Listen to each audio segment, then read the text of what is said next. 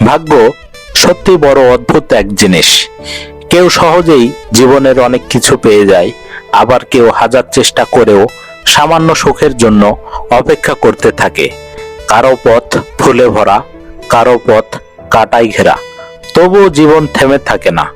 অনেক সময় আমরা ব্যর্থতাকে ভাগ্যের দোষ দিয়ে বসে থাকি, অথচ ভাগ্য কখনোই মানুষের পুরো গল্প নয়।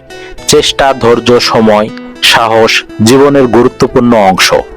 আজ যে মানুষটি বারবার ব্যর্থ হচ্ছে, আগামীকাল হয়তো তার জীবনেই নতুন সাফল্যের দরজা খুলে যাবে।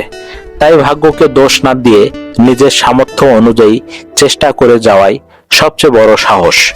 কারণ জীবনে সবকিছু নিজের ইচ্ছে মতো পাওয়া যায় না, কিন্তু না পাওয়ার কষ্টকে শক্তিতে পরিণত করে সামনে এগিয়ে যাওয়ার নামই প্রকৃত বিজয়।